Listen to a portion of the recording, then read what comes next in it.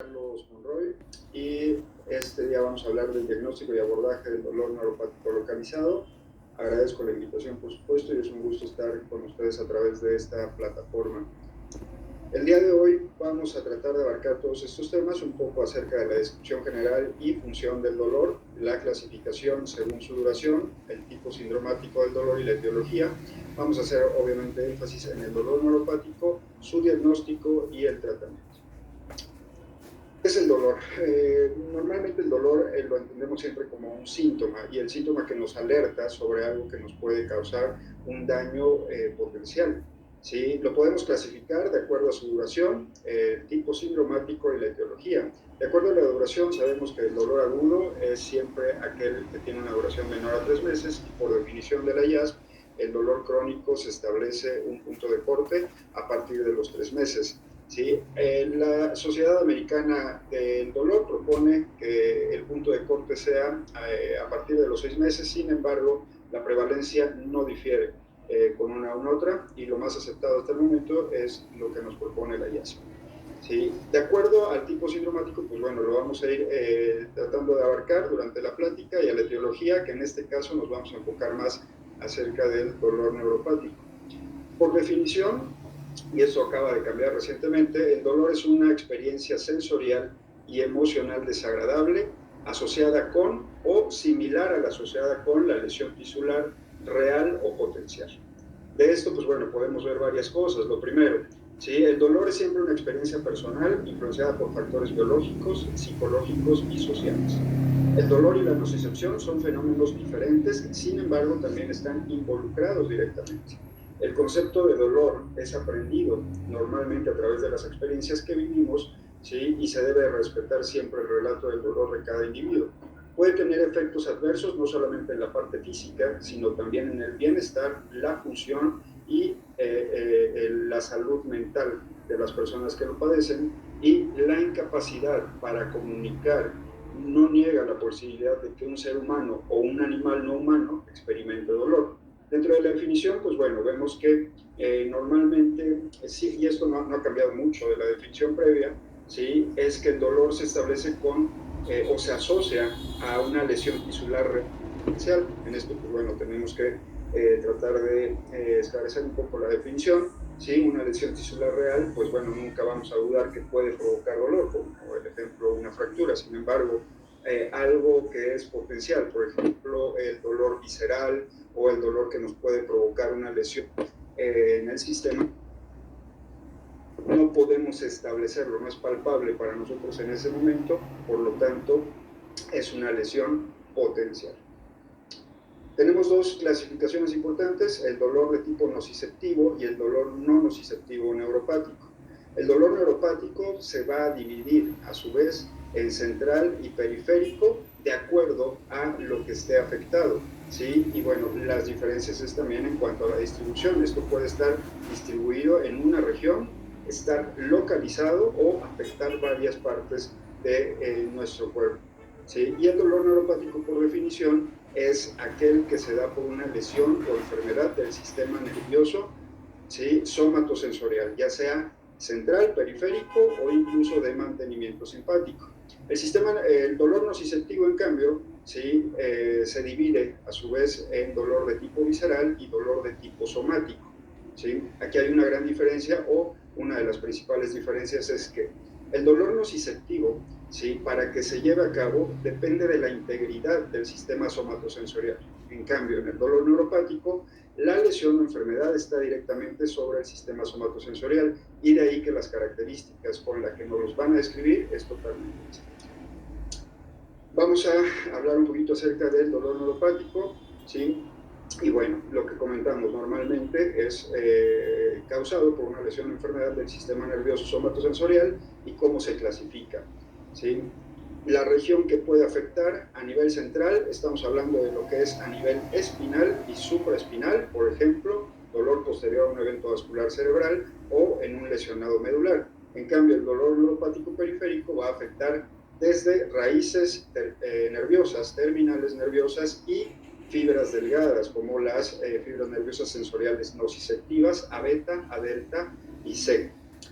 ¿Cuáles son los ejemplos en el dolor neuropático localizado más frecuentes? Bueno, paciente con neuropatía diabética, con una radiculopatía lumbar, con neuropatía por quimioterapia, una neuropatía tóxica, una neuropatía infecciosa, como el caso del herpes, de la neuralgia postherpética, ¿sí? O en una neuropatía por VIH, ¿sí? Son de los ejemplos más comunes que tenemos de este tipo de presentación.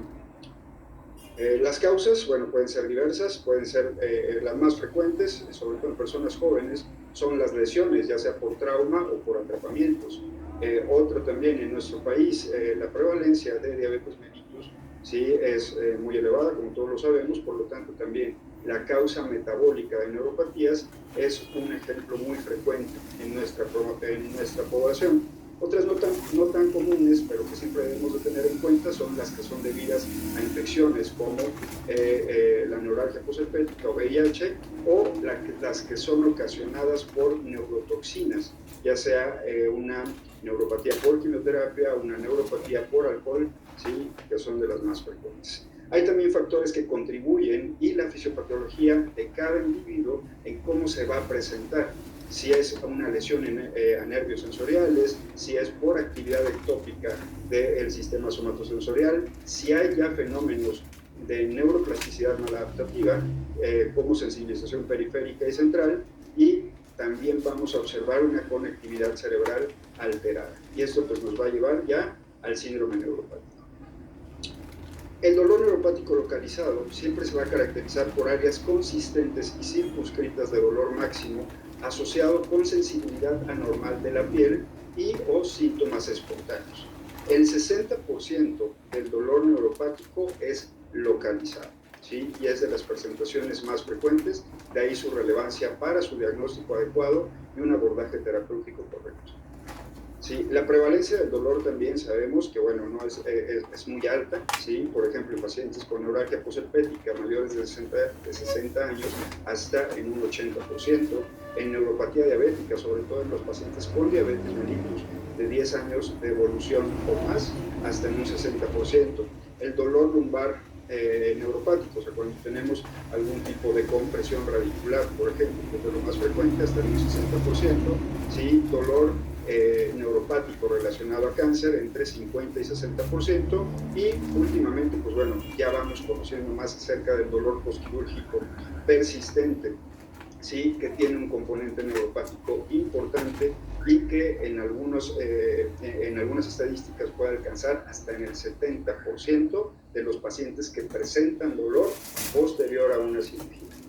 Entonces, la prevalencia es muy alta, es un problema de salud importante que tenemos que saber reconocer para poder dar un adecuado tratamiento a nuestros pacientes, ¿sí? La carga de dolor neuropático crónico no solamente va a afectar la parte física, recordemos que son síntomas que pueden ser complejos, incluso hasta de entender para los pacientes, y tiene también un carácter refractario por la dificultad que tenemos en su tratamiento. Son pacientes que normalmente recurren a varios medicamentos y que han sido ya valorados por varios especialistas sin un alivio adecuado del dolor.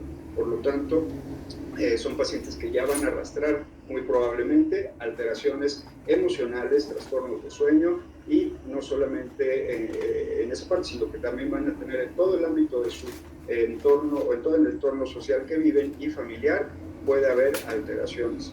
La pérdida de la función, la cognición deteriorada, los trastornos de sueño, la ansiedad y la depresión son frecuentes en dolor crónico y, por supuesto, también en el dolor neuropático. El diagnóstico temprano y correcto es la clave siempre para ayudar a estos pacientes. Si no sabemos distinguir el problema, tampoco vamos a poder tratarlo de una forma adecuada. Por lo tanto, siempre el diagnóstico debemos de establecerlo de acuerdo a una anamnesis adecuada, ¿sí? Y tratando de tener siempre una sospecha dirigida hacia lo que el paciente nos está refiriendo, ¿sí? Tenemos que caracterizar el dolor, tenemos que tratar de identificar o permitir sobre todo al paciente que nos describa cómo es la molestia, ¿sí? Por supuesto, alentarlo, muchas veces es algo complicado en cuanto a la caracterización del dolor. Sin embargo, tenemos que alentar esto para poder llegar a un diagnóstico adecuado. ¿Dónde se localiza? Y por supuesto, donde se localiza tenemos que hacer una evaluación sensitiva y motora completa. porque normalmente cuando hay un problema neuropático son las alteraciones. Es una herramienta válida, tenemos varios cuestionarios que podemos utilizar, por ejemplo, como el cuestionario de N4, la herramienta de detección para dolor neuropático localizado, escalas de dolor como la de Lance, ¿sí? O el inventario de síntomas para dolor neuropático, que son también de las más utilizadas. De acuerdo a la IASP, ¿sí? Tenemos que establecer siempre el dolor neuropático posible cuando la distribución del dolor que el paciente nos refiere es anatómicamente plausible y los antecedentes sugieren lesión o enfermedad relevante sobre el mismo sitio, ¿sí? En este caso, pues, si un paciente, por ejemplo, refiere un dolor que va en una irradiación, ¿sí?, en el trayecto del nervio mediano, podemos clasificarlo de acuerdo a la descripción, por supuesto, de las molestias y los antecedentes del paciente como un dolor neuropático posible o probable. De ahí podemos hacer las pruebas confirmatorias. Lo primero, en nuestra exploración física, los signos sensoriales que vamos a ver en el paciente, que pueden ser negativos o positivos y que siempre van a estar confinados o deben estar confinados al territorio inervado por el nervio que estamos sospechando como lesionado. Otros test diagnósticos para confirmar la lesión o enfermedad, sí, pueden ser, por ejemplo, estudios de neurofisiología como electromiografía, neuroconducción, test cualitativos sensoriales, ¿sí?, que es lo que nos va a permitir identificar si es una raíz, si es un nervio periférico, ¿sí?, o una terminal nerviosa, o si son fibras delgadas. Cuando sospechamos de una afección a nivel central, la imagen de resonancia magnética puede demostrar esto y se puede establecer el diagnóstico como confirmado. Cuando solo tenemos, ¿sí?, el punto A, lo podemos clasificar como un dolor neuropático probable. Si tenemos el punto A y el punto B, podemos tener ya el diagnóstico de dolor neuropático confirmado. Y algo muy importante, puede haber lesión o enfermedad del sistema nervioso somatosensorial sin presentar dolor, pero no podemos establecer o no podemos confirmar el diagnóstico de dolor neuropático si no podemos evidenciar la lesión o enfermedad del sistema nervioso a cualquier nivel. Sin embargo, desde siempre, el diagnóstico ha sido siempre clínico y desde que establecemos un diagnóstico clínico, incluso antes de tener las pruebas confirmatorias, podemos establecer ya nuestro tratamiento. Una de las herramientas más frecuentes para establecer esto es siempre la pérdida sensorial, y eso lo podemos obtener desde la exploración física en la primera visita del paciente. Podemos tener síntomas negativos o síntomas positivos. Los síntomas negativos son todos aquellos que son por pérdida, por ejemplo, hipoestesia o anestesia, ¿sí? También podemos tener pérdida de función, como paresia o parálisis. En cambio, los síntomas positivos, que siempre son los que va a describir en un principio el paciente, son los que son por ganancia. Y ahí es donde vemos las disestesias, podemos tener alodinia, hiperestesia, sensación quemante y dolor como tal, referido por el paciente en un trayecto confinado a un nervio específico. La herramienta de detección de dolor neuropático localizado nos ayuda a realizar una evaluación sensitiva, ¿sí? Y esto va a depender del examen neurológico que vamos a hacer en nuestros pacientes. Y nos va a permitir establecer si tenemos síntomas predominantes positivos o predominantes negativos, que esto también es muy importante al momento de establecer el tratamiento. Debemos de pedir al paciente siempre, inmediatamente después del último estímulo, que evalúe el dolor en una escala de 4 ítems, ¿sí? Donde 0 es que no presenta ningún dolor o molestia, ¿sí? 1 es una sensación desagradable pero tolerable, 2 es cuando esa sensación ya es dolorosa y 3 cuando es muy dolorosa, que incluso puede llegar a ser insoportable para el paciente. De ahí clasificamos la respuesta como normal, disminuida o aumentada y tenemos que hacer una repetición del estímulo por lo menos en tres ocasiones. Las pruebas sensoriales que debemos de realizar son al tacto con un hisopo de algodón, ¿sí? Pinchazo con aguja o pinprick, ¿sí?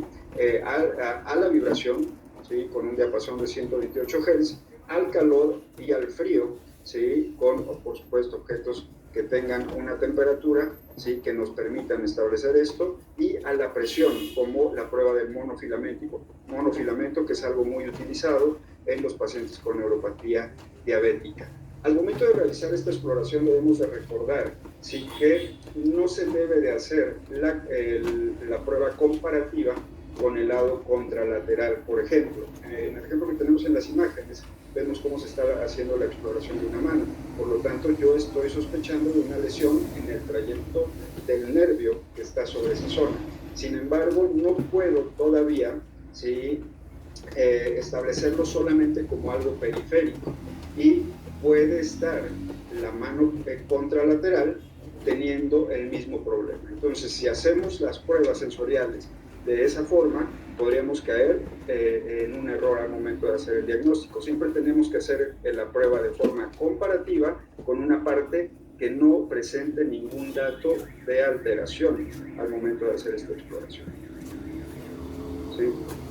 Ahora, normalmente también tenemos que hacer el abordaje diagnóstico completo, y de acuerdo con los antecedentes de cada paciente debemos de considerar, ¿sí?, otro tipo de pruebas complementarias. Siempre tratar lo que sea tratable, y para esto, pues bueno, tenemos que saber el estado en general del paciente. En un paciente diabético, pues bueno, pruebas de hemoglobina glucosilada, ¿sí?, también el estado en cuanto a dislipidemia, que es algo muy asociado también, ¿sí?, prueba de tolerancias a glucosa, creatinina, hormonas tiroideas, etcétera. De acuerdo a los antecedentes de mi paciente, también va a ser los estudios que voy a solicitar para complementar mi diagnóstico. Y siempre considerar tratamientos médicos previos como posibles causas del dolor neuropático. Ya lo hemos visto, por ejemplo, pacientes con radioterapia, quimioterapia, o que han sido sometidos a una cirugía, ¿sí? Otras pruebas también que nos pueden aportar datos importantes es la ecografía, la radiografía lumbar, la resonancia magnética y los estudios de neurofisiología. Cuando vemos una progresión, ¿sí?, sobre todo a nivel funcional, es cuando debemos considerar derivar de inmediato para una atención especializada al paciente, para tratar, por supuesto, de frenar el daño que se está ocasionando. Siempre debemos de realizar las siguientes preguntas. ¿La historia del paciente sugiere una lesión o enfermedad nerviosa relevante? ¿Sí? Si resulta coherente la distribución del dolor desde el punto de vista neuroanatómico, y si el examen neurológico muestra algún signo sensorial positivo o negativo en la zona del posible nervio afectado, y si la zona dolorosa está delimitada y es menor a una hoja de tamaño A4 o a una hoja de tamaño carta. Eso es lo que nos va a permitir diferenciar entre un dolor neuropático localizado a un dolor neuropático periférico, regional, o incluso hasta dolor neuropático central. Si la respuesta a las primeras tres preguntas es sí, el dolor neuropático localizado se establece como probable. Si la respuesta a las cuatro preguntas es sí, hay una alta probabilidad de un dolor neuropático localizado, y podemos establecer el diagnóstico de esta manera. Siempre debemos de indagar si el paciente tiene antecedente que sugiera una lesión nerviosa relevante, y esto puede ser un trauma, puede ser algún tipo de lesión ocupacional, ¿sí?, por ejemplo en los atrapamientos del nervio mediano, ¿sí?, y eso nos va a ayudar a establecer un diagnóstico más certero. Lo mismo pasa cuando sospechamos en mayores de 60 años de una neuralgia posherpética, que va a ser muy claro el antecedente de la reactivación del herpes zóster. Sin embargo, no todos los casos de herpes zóster nos van a dar las alteraciones cutáneas que son pues lo más frecuente también. La lesión nerviosa traumática, pues bueno, el antecedente de alguna cirugía, de alguna amputación y alguna compresión nerviosa, que puede ser incluso hasta por una lesión tumoral, ¿sí?, o por la inflamación de algún órgano que esté comprimiendo hacia el nervio adyacente. Las enfermedades metabólicas, por supuesto, de las causas más frecuentes como la diabetes mellitus, y una de las causas como el hipotiroidismo, que no es tan reconocido, pero sin embargo puede ser también una de las causas de neuropatías periféricas. ¿Sí? Siempre tenemos que conocer, por supuesto, la distribución de inervación cutánea de los nervios periféricos. Esto lo vamos a establecer con nuestro mapa de dermatomas para saber qué es lo que debo de explorar. ¿Sí? Y sobre todo, si la zona dolorosa está circunscrita o es más pequeña que una hoja tamaño A4 o una hoja tamaño carta, ¿sí? Podemos establecer ya como un dolor neuropático localizado. Hay una alta probabilidad de que solamente esa región sea la que esté afectada. Tenemos que enfocar nuestras pruebas confirmatorias a esa región, ¿sí? Y por supuesto que también para el abordaje de tratamiento va a ser muy importante, ¿sí? Pueden estar también, estos... la herramienta de detección de dolor neuropático localizado, pues bueno, lo que hemos establecido siempre, el interrogatorio, anatomía plausible, las pruebas confirmatorias y la extensión de la zona dolorosa. Por lo tanto, esto es cómo podemos llegar a un diagnóstico certero del dolor neuropático localizado. Ahora, ¿cómo vamos a tratar este tipo de problemas? ¿Sí? El tratamiento siempre debe de ser individualizado para identificar qué fármacos o combinaciones de fármacos nos pueden proporcionar el mayor alivio con la menor cantidad de efectos adversos. El paso número 1 siempre va a ser valorar y establecer el diagnóstico, identificar comorbilidades o fallas orgánicas que también pueden alterar el cómo va a recibir los medicamentos que yo voy a prescribir a mi paciente y, por supuesto, explicar el diagnóstico de una forma clara y entendible, ¿sí? Y también las metas de tratamiento. En el paso número 2, iniciamos la terapia para la enfermedad que causa el dolor neuropático, siempre tratando de establecer la etiología de la lesión o enfermedad del sistema nervioso somatosensorial e iniciamos el tratamiento sintomático con fármacos de primera línea. En el paso 3, la revaloración en un tiempo adecuado del tratamiento que estoy estableciendo, ¿sí? Y eso es un error muy frecuente, sobre todo cuando se empieza a instaurar el tratamiento. Si esperamos encontrar un alivio inmediato, pues bueno, casi nunca lo vamos a lograr, a menos que estemos haciendo técnicas intervencionistas que normalmente que tienen una duración temporal, ¿sí? Si hay alivio del dolor significativo con la terapia que ya implementé, debo de continuar con el mismo tratamiento. Si solo tengo un alivio parcial, puedo agregar otro medicamento de primera línea, pero con un diferente mecanismo de acción. Si no hay una mejoría, debemos de considerar una alternativa a lo que ya estamos haciendo. Si el tratamiento con los medicamentos de primera línea falla, siempre tenemos que considerar nuestras opciones de segunda y tercera línea de acuerdo a nuestras guías de tratamiento. De los fármacos más utilizados en dolor neuropático y que también están recomendados por diferentes guías de manejo, sí, tenemos a la amitriptilina, la pregabalina, la gabapentina, duloxetina y venlafaxina, que son los que prácticamente vamos a encontrar como opciones de primera línea con un efecto sistémico, ¿sí? Aquí, pues bueno, tenemos que considerar siempre que la reducción de dolor comprobada nunca va a alcanzar el 100%, sobre todo con una monoterapia, ¿sí? Lo segundo, los efectos secundarios con una terapia sistémica siempre van a presentarse de una forma muy frecuente y tenemos que saber que, sobre todo en los pacientes con factores de riesgo para una mayor frecuencia de efectos secundarios, como el paciente de edad avanzada, como el paciente con una enfermedad crónica renal, un paciente hepatópata, ¿sí? Van a tener un mayor riesgo de presentar estos efectos secundarios, por lo tanto va a limitar mucho mi tratamiento sistémico. Y es ahí donde podemos echar mano de otro tipo de herramientas que también están aprobadas y que también están consideradas de primera línea para complementar el manejo o incluso para iniciar nuestra terapia de dolor. El tratamiento tópico en dolor neuropático localizado, pues bueno, tenemos herramientas como la capsaicina al 8%, toxina botulínica y lidocaína al 5%. Mucho ojo, lidocaína al 5%, recomendación de primera línea en varias guías para dolor neuropático localizado, sobre todo cuando tenemos síntomas positivos bien demostrados en la zona que está afectada, ¿sí? Fácil aplicación, no es una aplicación dolorosa, ¿sí? Y con una seguridad en cuanto a los efectos secundarios que nos van a dar, que prácticamente van a ser nulos, ¿sí? Por lo tanto, no vamos a esperar los efectos secundarios que vemos con fármacos como pregabalina, gabapentina, amitriptilina.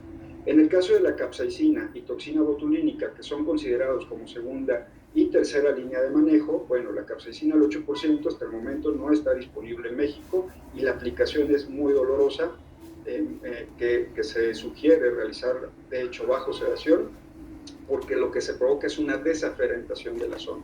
En el caso de la toxina botulínica, pues bueno, el costo es elevado, ¿sí? Y además del costo elevado, también la aplicación en neuropatías localizadas puede ser muy dolorosa, por lo tanto, sí, la aplicación también se sugiere bajo sedación o anestesia regional de la zona que está afectada, ¿sí?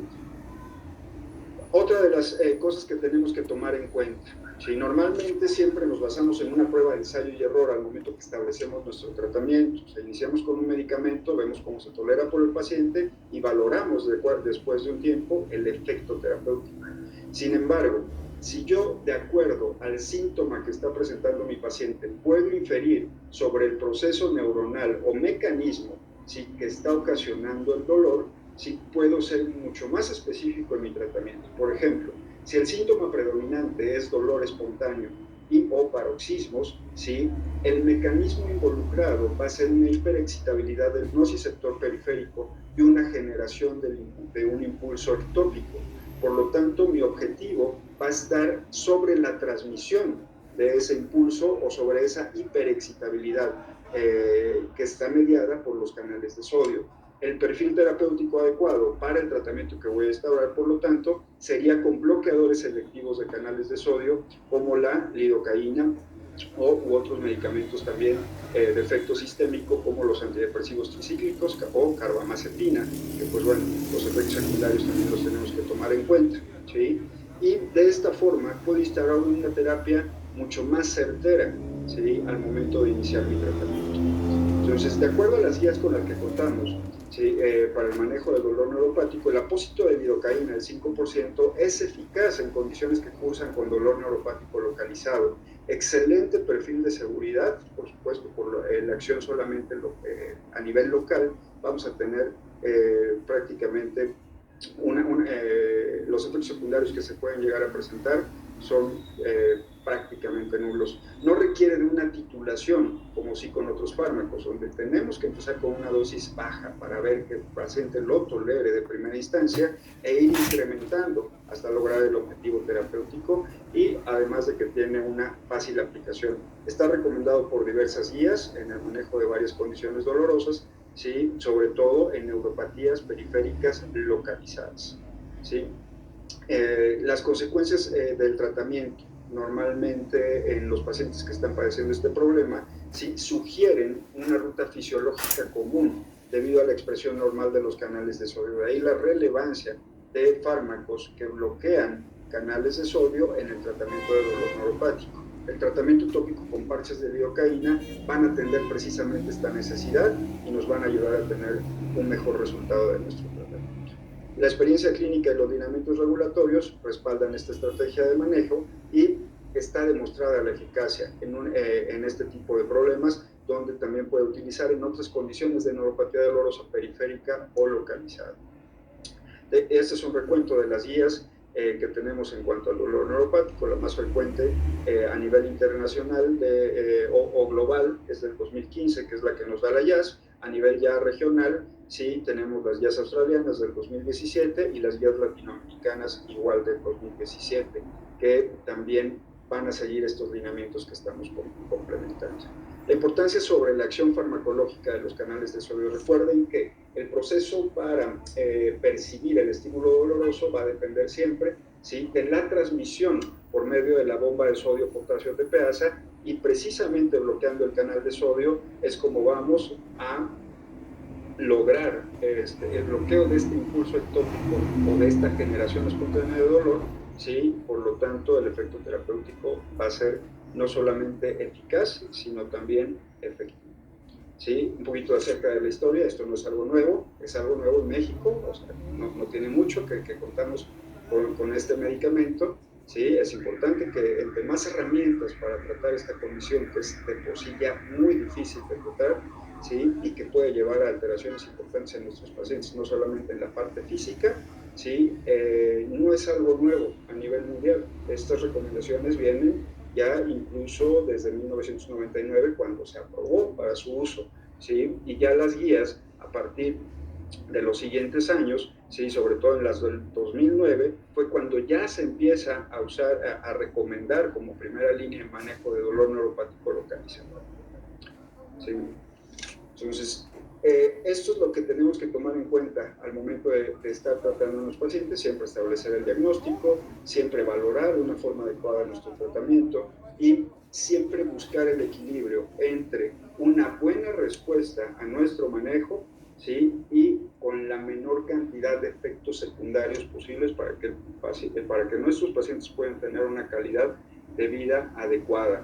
Siempre establecer la etiopatogenia, la topografía, y esto siempre lo vamos a lograr con un examen clínico, va a ser de suma importancia, ¿sí?